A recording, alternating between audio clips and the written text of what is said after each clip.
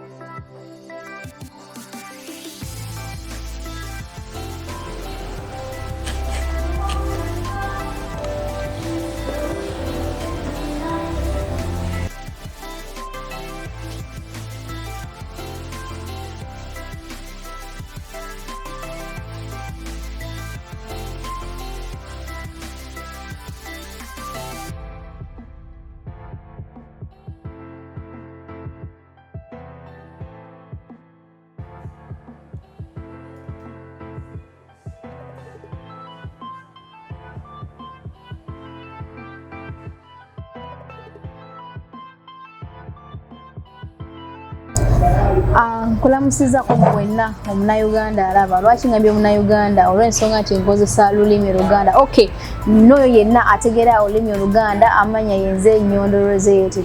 Bana gonna ku lwaleero ndi very natural nga bwe mundaba, without anything on my face, without anything like setunizeeko wadde lwaki kuba mbadde byange nga ntambula wano mpola mpola ndi byange. Naye ngenza okulaba nga nnengera akaffo nga kaliko Arona. Nenga makafu kalino Arona ate kafo ki? Omanyi ndi muntu ayagala nnyo okumanya. Nzize mpola mpola nembuuza omukyala abadde wansi ku reception. Abaino na Munayuganda sitegedde oluzungu lwabadde ayogera. Mbadde sikale mu Nigeria. Nanga matya ebaala eri awo ku kiiko 50 flow. Kozo kakasa nti ye nentuukawo okwo. Okutuuka ku bbaala ngudde ku mwana mulenzi formula gwe mmanyi obulungi ennyo DJ wa Kabiba Roy, one of the best DJs here mu UAE. Nakoma okumulaba nga tuli ne DJ Shield kwa J Foods birthday party. Onalina koma okumulaba naye mbadde surprised okumusanga wano nga nyambuse n'enzija. Naye wentuse mu kafo kano njagala wiiki agenda batambuzaamu abalaga akafo nga bwe kafaanana. Akafo kalabika bulungi nnyo nga bw'okiwulira ate nga akafo kagazi. So mbadde so surprise ne mugamba manye ekiriwo nti sayise bw'omu nti nayise ne wiiki omanye ekiriwo nti tulina kusooka tunyumyemuko naawe tabadde mubi naye mukusooka so neyesikamu nagamba naye kamera eyo nga nyityamu ne mubuuzo wange olina emisango gyonna nagamba siina misango. Okay, oba kyoyagala tekirina buzibu naye nga is a very very nice DJ. Abadde batamumanyi abamumanyi agenda kubanga atweyanjulira kubanga nze manyi lya formula nenga oboli awalina amanya ge of course amazaale DJ formula. Yes. Ngaona buuza ku muntu ali ku Nyondo Media amanya amazaale gwani? Arias Toretto. Arias Toretto. Yeah, begali mu passport. Obeera Munayuganda Toretto obeera weddira ki? Ba Munayuganda. Oli Munayuganda naye bawe oli Muganda? Era neddira mutima. Gamba kakafuna mu. Muwo mutima erinnya gyeriri. Ngamba desiriwulirangako. Gyeriri. Kuno boddayo linoonyerezeeko mu katabo ka Buganda. Okay, soko obuze ku yali ku Nyondo Media. Ali ku Nyondo Media. Twagala nnyo tubalamusiza. Happy New Year. Twagaliza omwaka omulungi. Gwabeere gwa mirembe. Gwasanyo.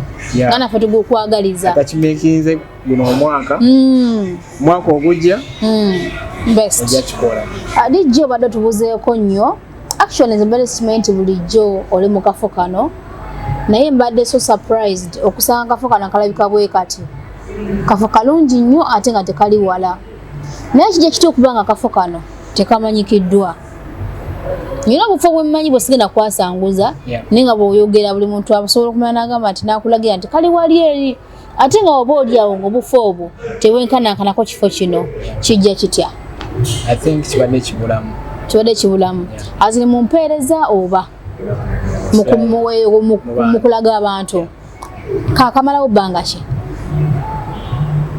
I think nze ngenda mu mwezi gwa 2 but kagenda mu myaka 4 kagenda mu myaka 4 so sikapya nnyo but kali so nice. Naye ebbanga eryo lyomaze wano eno olina osinkola abantu ki abakajumbira babakettanira? Kale abawestana bakwasi baawula but abawestana abajjawo abawarabu aba Morocco aba Ethiopia aba Sudan ne few Ugandans. So byakunywa ki betera okubeera nabyo? Ndabyeko wano eno zi wine weziri, zi whisks weziri, zi waraji wezi spirits weziri. Naye akafo n'endabika yako nga bw'okalaba ebyokunywa bya wano si byakaweereege.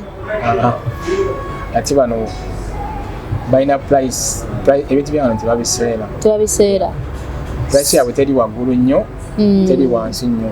So omuntu yenna abasobola okugisobola. Abasobola ogisobola.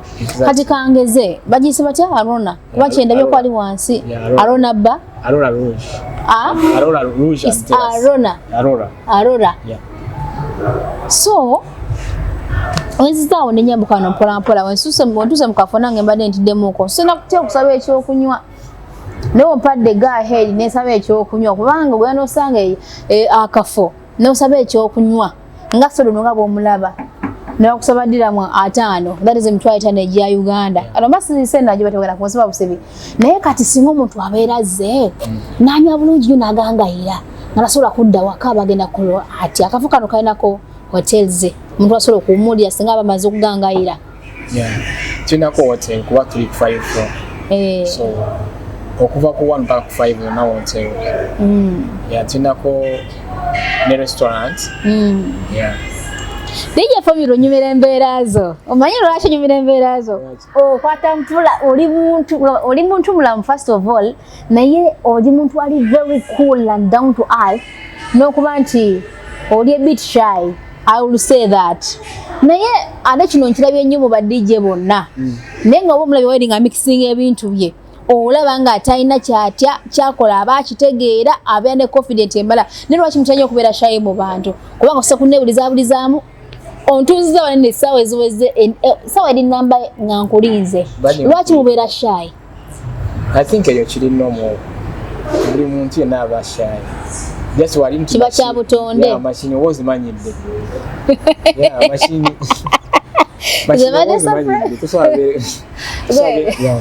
Zemade surprise di kubanga nze mba mmanyi nti kati abantu nga mwe bano bayimbi bano ba DJ bano baani zenga manyite mubera ko wadde shy mubera very okay and very open temwagala kumanya engage mbale ngamukola ebintu byammwe kubanga engage nakola mwaliri ngo mixing ebintu ali ngo line DJ Shield nakutunira bwenti ngamba actually nako nakumanya so kiba kya butonde ate eri talent eri just a talent okola kyo ulira so kuno kwogera si talent yo kati kuno nze nyino okola sana manyi twogera nnyo muziki actually mboga matemwogera nnyo gitegerekeka just gwe mwogera wali nagundi wali machine ze twogera machine ze mwogeza nazo ewe mbana ebigambo bitono nnyo DJ Shield mutero okunyumya tunyumya munyumya ani yakusikasika buli muntu actually abako ne kitu kyatandika unaga ngenda kubeera muyimbi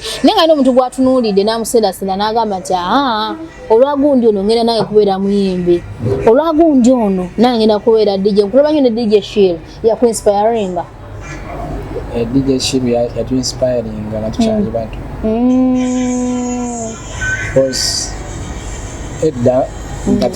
edda kan kusunze ka story edda nga tukyali bato nga tuba tugenda ku somero tusanga zino promotion so waliwo zino promotion nga tusanga mubisaawo so nga tuba tugenda ku somero tusanga DJ Shield tuseera ebyo nga Shield yaliko nga era promotion yazikuba so Shield nga yakubanga wali ningamba nange wande nyagamba eriko nga Shield nakitunulira.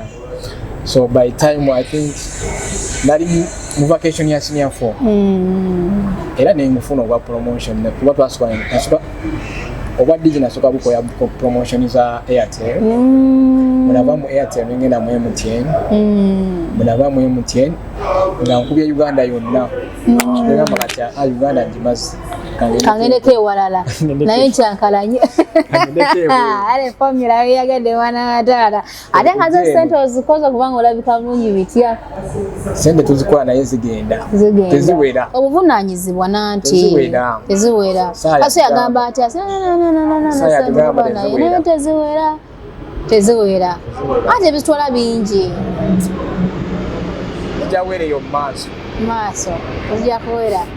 Actually nze newunya nnyo nti ndoza buli muntu Katonda yamutonda anti maybe nti onagenda kubeera bwati kati gwe mukuyimbira notunja Shield nogamba nti nange nja kukikuba ate ngobaddewo ngolaba abayimbi waligambye nti ndabye muyimbi gundi obaani nange kambeere muyimbi so kyekintu ekya DJ bw'obeerawo ng'omixinga ebintu ebyo mutima muli gwe owulira otya naawe onyumirwa eri kisinga ekyo olaba nkakunyumizayo kino olaba DJ ne bw'ogenda n'okola n'otafuna musaala katigeze n'okola katigeze nga n'okuba bulungi music w'abantu ne bamwagala oli ne bwakubba owulira nga muli mutima osanyuse okola ky'owulira oyagala ogenda oli musanyufu oli ne bwakubba naye nzo ndaba waneno nyina obuyimba obwange nti bwembeera DJ ne babumpaamu of course ngenda kuba obuyimba bwempulira ku mutima gwange bwenjagala ate oba oli awo nga formula si wakola ki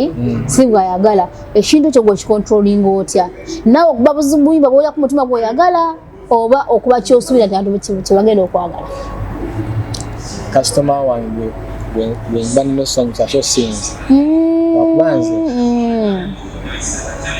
muno mu laptop sinaamu luyimba nga terunyumira guest ezitanyumira guest siziteekamu osinga kuba nnyimba ki kati wano kale before nakubanga reggae naye kati olwajja mu UAE kati nkuba reggae house music amapiano dancehall R&B hip hop ne Arabic nga wabaki music ogotera okukuba baki okuba bawalabu bokka bawalabu bonna kati bonna okuba open format nafo tuteekayo Uganda gyensoose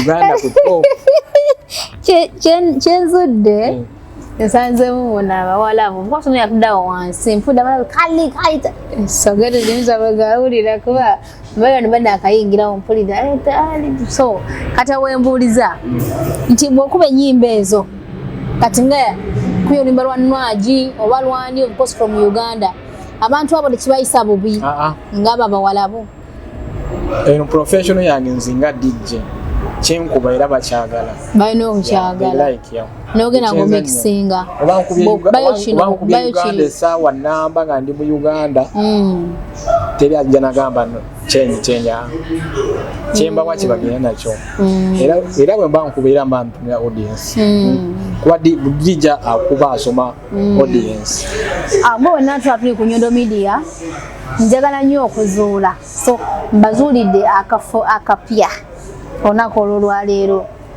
gwena Munnayuganda ng'oli oyagala akaffo k'osobola okutwalamu omwagalwawo osobola okuba ng'oli omu n'ogamba naye kangende nejjeko stress oba kangende neesanyuseemuko oba oli omwene ekikusanyusiza wala kucelebratinga akaffo kano kyendabye kalungi kasirifu tekalimu nsasagge tekalimu ate nekyenzudde nti abantu bawano balina care so tukola sente zaffe mu bulumi naye weefirizeyo ku lunaku olu lumu nawe ojja okijogemuuko DJ waffe waali mwana Munnayuganda osobola okutwala wali n'ogamba nti njagala akayimba k'omugenzi radio okitegeera n'ogamba nye ekiriwo DJ nti so okubira akayimba ako nywe ekyokunywa kyange mu ddembe nga akayimba ko nkawuliriza ajja kukakuwa nze bulungi ndaba ekifo kyonna nga kirimu Munnayuganda njagala nnyo kisapootinga kubanga mulimu omwana weeka formula neewunyiza okumusanga wanene kubanga nakoma kumulaba oba namutegeerera ku gundi ya GF birthday party twalina DJ Shiru eyaliwo nga mikisinga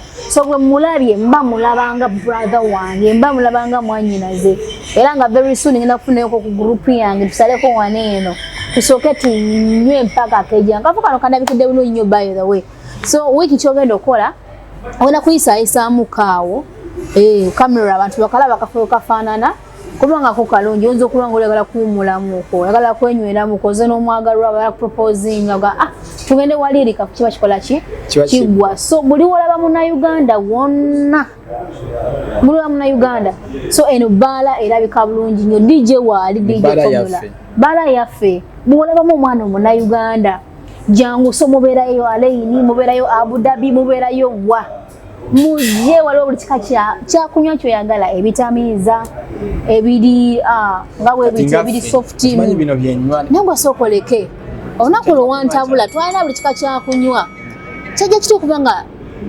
nakulaba nti abantu bagenda nga ne banywa vibinga nakulabanga na soft drinks zokka mazima yatonywamu nze music kasitanda niko kuba bwenti kiba kiwedde ye yakutamiiza yakujjako yakulalula music andalula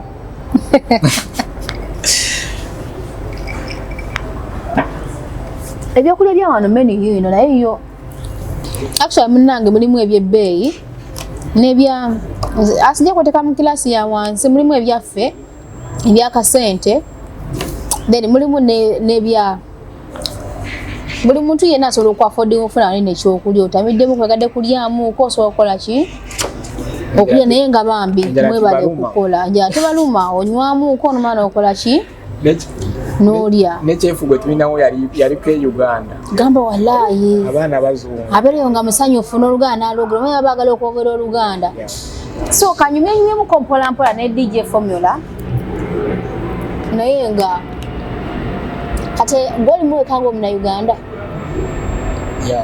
owaneeno tebwebuwanga ozza okumikisinga ebintu ebyo nga tona mulala wina gwolaba abaana bananga batera okujja mu bungi waneeno ne banyumirwamu okwo bajja ne bakubongako naawe n'osanyuka n'abasudaani bajja wano banzinira obuzina bwabwe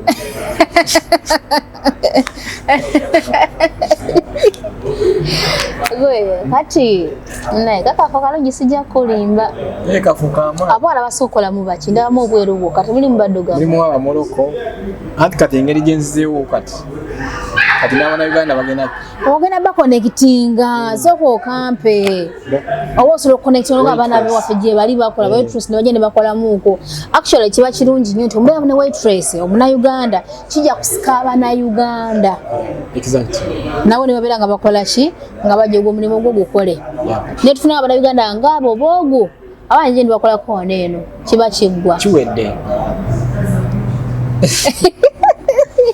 so byebyo naye nga akafo kansubire mu kalabe wiki yakatambuzaamu nko nemulabo kafaanana kafo kalungi nnyo era nze wendabyemu formula kinkakaseeko okutuula nenjogeramuko naye nenfunamukawo ekyokunywa nange ng'omuntu naye nga sibadde ready kukola kubanga ebiseera ebisonga mba ngenda kukola nja netuninze kino kiri so sibadde ready naye tampadde nnyo obudde buzibu nnyo however ndwisizaamuuko naye amaze nakkiriza ne tutula ne twogeramuuko naye nga ojja n'owumulamuuko n'ofunako ekyokunywa kyo kafo nga bw'okalabye actually erisi stage tebasobola kuhostingawo bayimbi ne bajja ne bayimba bayimbi tugenda tandika oleeta kubanga nyina ebifo byendaba ngaolayita ekifo kitono ne bayeta abantu ne bajjula wali eri lwaki bapromota tolina promota gwalayogeddeko naye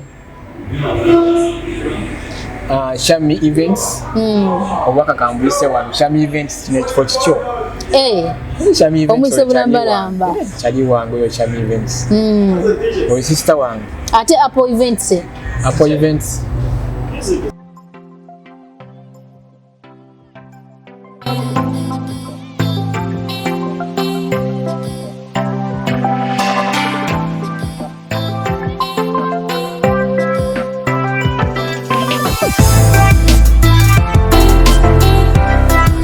It's okay. So, can you please join us here?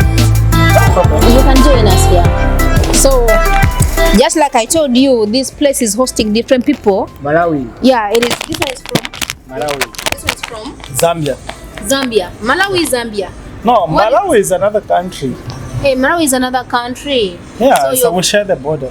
You share the border. No, Malawi is like you know when you go to the eastern part of Zambia, that's where you find Malawi. So there's Chipata. Chipata is a city in the eastern part of Zambia. Then from there, Chipata shares a border with Malawi. But we speak the same language. Okay. Oliotia. They speak, Malawi. They speak. We're not speaking the same language, but what I know. You people are speaking which language is Pemba. But with Pemba, what I know, you cannot talk about me. I can really hear whatever you say. I can pick two words. That only one, two. One or two words. No, even 3, 4, 5 words from me. If I say Bwera Kuno. What? Bwera Kuno. It means come here. Jango wano. Jango wano. Okola chi. Oliotya. Uliwatya. Oliwa. Uliwa. So it's like these are Bantu languages, right? You understand? Yeah. So if I say Ulibuti, how are you? Ulibulunji. Ulibulunji. Can you imagine? Ulibulunji. So yeah. This place is hosting different people. This is now our brother from Zambia. He said Zambia. So he's been here saying the DJ plays, we're not hearing the music. He knows even the DJ. We're not hearing the music. So For how long have you known this DJ? Is this guy's from Uganda? He's a very nice person. For how long have you This seen guy him? has been working here for quite some time now, man. His face is so familiar. It's to just me. familiar to you. Yeah, but how long have you been here? 2 years, 3 years? Just starting. Huh? I'm just starting. You're just starting. Yeah, just starting. Okay, so far for the days you've seen him, how is he? How is this DJ? Is he a really nice person? Yesterday we played Zambian music in this club. Yes, we were seated there. So he's nice, you were happy. So for me, He plays music according to the audience, what they yes. want. So according to me, I like this guy. He's a good DJ. Seriously. Yes. We were seated there. There were Arabic guys and Indian guys on that pool table. Here there were Arabic guys. The Zambian guys were seated here. In fact, we were seated on this table. Then we moved. We said we don't want to sit low because we start sleeping. They said we need to sit on the higher, you know. So we went and sat there. And then one of the workers from here, the waitresses, an Ethiopian girl, beautiful Ethiopian girl. Wow. Yes, she came and said, what do you want, guys? I said, no, serve us alcohol, but I want you to play Zambian music. They played Zambian music for more than 3 hours. It's him. Since he realized you are Zambia, for you people from Zambia, Yes. then he decided to do what you want. Yes, Seriously. more than 3 hours Zambian music. You know, And you Your were Maps? vibing around. You know Your Maps? Have you ever heard a song from by Your Maps? Yeah, exactly. When you go down and pick it up, do it in a foot. I want you to play that song. Yeah. So he's going to start with that one. Yes. He does Pick it what? up. Okay, Today, now what do you say about the services here? How do they treat you? Like They're the good. waitresses and waiters, how are they treating you? Really? They're good. They're good. They've They're got really beautiful good. ladies, beautiful service. Everything is good here. See, you can see the scenario. There's dead islands there. Actually, I've just loved this. You can place. see the planes going. Gaba Beach. Gaba Beach is Every around. after 2 minutes. Every after 2 minutes, there's a flight passing. So you're taking your drink as you even watch outside. You watch. You see. The cars are So moving, the listen. water alongside. Listen. You see the road and you watch. You see the sea and the sky. Actually, it is good on the best view. It is good on the best view. This one has a beautiful view. It's a good view. You know, Hughes Hotel, guys. I want to tell you that when you come to Dubai, please visit Hughes. Visit Hughes Hotel. You'll never go wrong. Yeah, that is it. Before you even go to Marina and another place, this one has a good view. It's the best place. If you come to Dubai and you don't visit Deira, then you've never been to Dubai. That is it. Exactly. Yeah. Tell them And then the truth. when you're in Deira, please visit Hughes Hotel. Seriously. See? From UAE, where are you coming from? Like, where are you coming from? Here. Abu Dhabi. You're coming from Abu Dhabi. Very from there to this place. Yes. Now you can imagine that. There are other beautiful places all over this Seriously. city, country. But I come on in fact, my first destination when I came from Zambia, I stayed here for 3 years. For 3 years. And I'm based now. I see the brothers and sisters behind there. You're with them. Yeah. Actually, I would like to take this opportunity to say thank you because you'd come to call the DJ to play the music, but you've been able to understand because you were doing something. You know, this one is my brother, is from the same country. When I met him here, I was like, let us have just a few words as an interview, and then I would like at least to show the Ugandans, even other people, how this place is, because I've been so much surprised. It was my first day coming here, but I'm as well surprised. And thank you for being so cool because you've even been able Should to be talk to coming here people. all the time. That is it. Since I Every get to weekend know is the coming. place, I'll be coming. Thank How long you have so you been in Dubai? 1 year. 1 year? Yeah. And this is my first time because I don't know the place actually. But since I wanted to know the place, I will never leave this place. It's the place to be. That is it. Thank you. Okay, dear. Thank you so much. Alright. Okay, my brother. DJ now play the song. Yeah, he's going to play it actually. Warm ups, go So what dance. you're going to do? I think we're going to you start playing, and then as we're talking a little bit, he gets his music. Yes. Because Yes, he that's feels bored. He wants to be taking his drinks as he's listening to the music. Even the guys there. Okay, thank you, bro. We're just concluding. Thank you. It's going to play. Thank you, bro. Thank you so much. Like 2 minutes or 5. Yeah, No, 2 yeah. minutes, Only no 5. One love. One love. One love. Only 2 minutes. We're concluding. Yeah, we are just concluding. So, Mugayava na Abu Dhabi. Najja waneno. Njagala tukoncluding ekintu kino kubanga nja kujjanga mpolampola nga visitinga ko Aurora. Kusiza wategedde akafu kaneeno. Naye nga mwana Uganda ina ali yakulaba surely DJ Formula nga tukomekereza kubanga ebyokugera bingi nnyo tusobola okumenya tusulawo naye just tegedde akafu tujja kukyalangako mpolampola tujjenga kuwaneno mpolampola naye nga manjagala ebigambo onsegekereyo ebigambo mu lulimi Oluganda nga 10 nga tuwunze ogera okubira abasajja music wabo gwe baagala okimekinze noja waneno e Dubai oli DJ oli mukuba music mu kafo oba omukuba balaga kyasizo okubeera amalungi wano mu UAE mbade waneno simanyiwo just lwa kutamale stigande kifo si kyakabi of course si kyakabi naye eriyo omwana aliyo nga nagala okubeera DJ oba okubeera omuntu omulala yenna talent wise omwana oyo omuwa bigambo ki okulemerako okufuba okulaba nti afuna kyeyetaaga nkulabeko ne ba DJs abakabi bangi DJ Shield DJ nakolako ne DJ Shield nane kulabeko ne DJ ono gundani Jambits. Yeah, then no DJ gutwali waneno naye Elcom. So mwana aliye yagala okubeera DJ okusinzira wakawa mu mabega. Is it that ewaka mu bayina sente nga mpitirivu n'okimekinga so sengeka ebigambo bye biri awo omwana aliyo nga n'okwedde wakati waliyo sente muli mutima akifiiringa n'agamba nti yes nange ndibeerako nga Formula oba oliri awo ndi musinga. Yeah, never give up. Never give up. Yeah. Never give up. Keep focusing. So you know watch to couple. I watch to couple. Mengamba nti how I entered Dubai. Naja sina chenina. Nina 5 dirham mu nsawo. I didn't have money for rent. I didn't have a job. Nali sina chenina. Naina headphone anyway. Headphones naina nga DJ. So ina kumatugo. Naina. DJ zotambula nazo. Nasina laptop. Ngasina emezo girabye genkozesa nga sina chenina. So giving up. Najja ningamba kati kuyiriba. So keep focusing. Choyagala tochivaako. Oli ne bagamba mu chichi sigala nga focusing. Yeah, keep focusing. I think never give up kuchoyagala. So that's how I made it. Ebigambo byose bibi. Yeah. Eri omwana yina bagamba one word is enough for one person. Yeah. Eri omwana yina awulidde ajafunamu ekyokuyiga. Nange nkomekereza ngamba nti mu bulamu bwensi bw'oba oyina ekintu ky'oyagala be determined nga bwagambye and focused.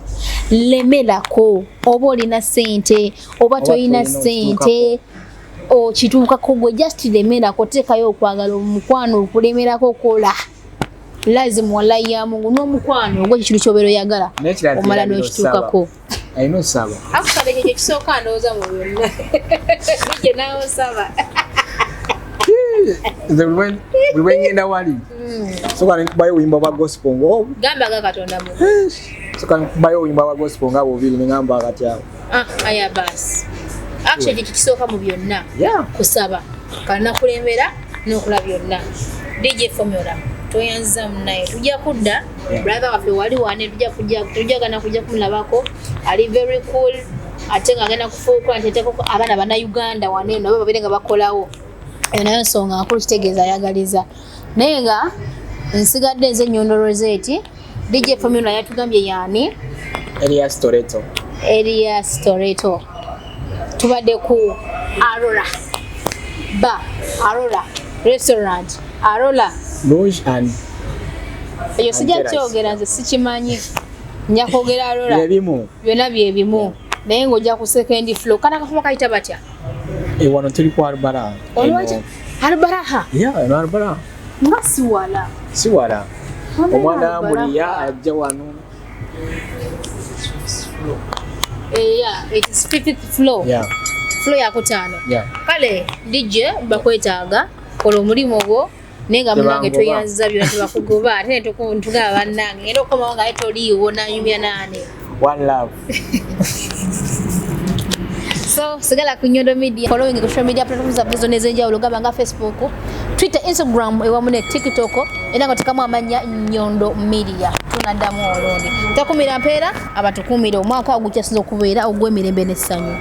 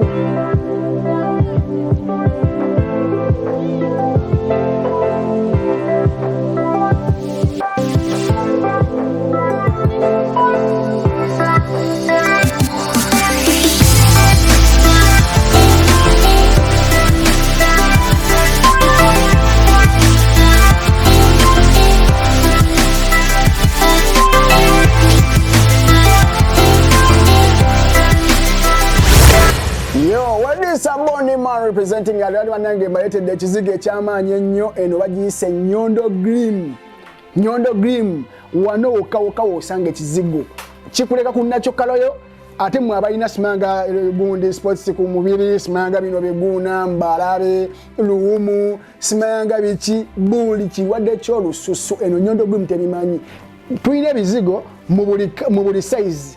Waliwo buno obutini waliwo bino ebinene kisinziira gwe yekolera tuyina ebigundi tuyina sabuni ayina sabuni bakola delivery mu UAE yonna oyagala Sharjah Ajumani Abu Dhabi Dubai Fujairah hata kama wa buli wobeera ozegeera sobola okutuwako muganda wange kyenyiza okugamba kimu kino ekizigo nange kyenesiiga era kati gojja kubeeraawo ali mwana kacheri ako storage kino ekizigo yensonga era bakiyita Nyondo Glim onookawo kisanga bless. Uganda, Kenya, Tanzania n'ebitundu ebiriranyeewo kampanjulire Open Vision Tourism tukola UAE visa, hotel and ticket reservation, single or group tour and umrah packages, morning, evening and night desert safari. Okumanya ebisingawo kuba ku plus 97 432 861 886 obujjanku office save Dubai Mudeira ku Al Maktoum Road, Shakamariam Building ku mwaliriro okusooka office number 110C opposite day-to-day supermarket Ebaniasi. Okutambula obulungi bw'ova mu Baniasi Metro fulumira mu exit 1 ogoberera ekkono ate gwava ku Union kasova ku muzikiti tosuka zebra crossing eriranye day-to-day supermarket Banias. Open Vision Tourism, fast and reliable.